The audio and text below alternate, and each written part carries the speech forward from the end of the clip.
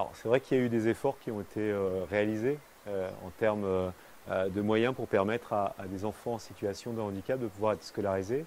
Mais force est de constater que ces efforts ne sont pas encore suffisants aujourd'hui. On voit d'un côté la MDPH qui notifie et derrière l'éducation nationale qui ne répond pas suffisamment. Et il y a une difficulté que des parents m'ont plusieurs fois exprimée, qui est que la rentrée scolaire elle a lieu en septembre et parfois l'AVS arrive beaucoup plus tard, ce qui met en difficulté bien évidemment les parents, les enseignants aussi, et puis l'enfant en premier. Donc c'est vrai que la MDPH fait beaucoup de choses. Elle traite en même temps des dossiers qui vont avoir plus avec, par exemple, l'obtention d'une carte de stationnement, des choses comme ça. Et donc, il y a sans doute pas suffisamment de hiérarchisation, c'est-à-dire de dire, bah, quand c'est une demande d'AVS, il faut faire en sorte que ça se passe à la rentrée et pas en cours d'année. On a vu que dans le gouvernement qui vient d'être formé, il y a quelqu'un qui va s'occuper de la question du handicap. La loi sur le handicap, elle date de 2005, la loi du 11 février 2005. Il y a eu une prise en main d'un certain nombre d'objectifs qui sont dans la loi. Mais encore une fois, moi je pense qu'il faut vraiment aller encore plus loin. Et par ailleurs, vous le savez, il y a beaucoup de situations de handicap. C'est pluriel. Et la difficulté aussi souvent, c'est que les gens ont l'habitude de mettre dans des cases, de cloisonner.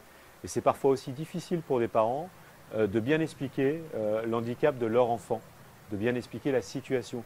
Parce que pour eux aussi, ils ont cheminé parfois. Ça n'a pas été comme une évidence.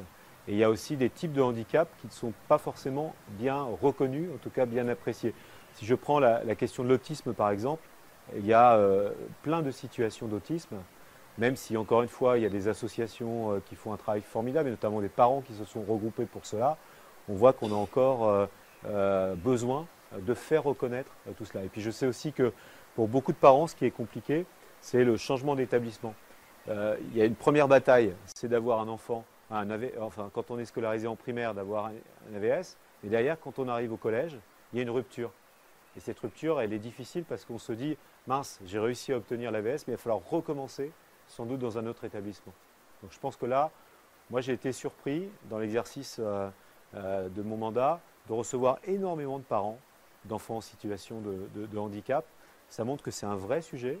Et en même temps, je pense que c'est une chance que l'enfant y soit scolarisé aujourd'hui, en milieu ouvert, comme on dit.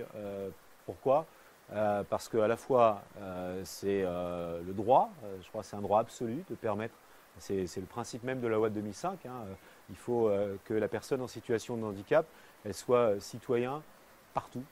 Et ça, ça me semble essentiel. Et en même temps, je pense que c'est enrichissant aussi pour les enfants qui ne sont pas en situation de handicap, qui très très tôt peuvent être familiarisés avec ce type de situation et peut-être changer le regard qu'on peut porter sur le handicap.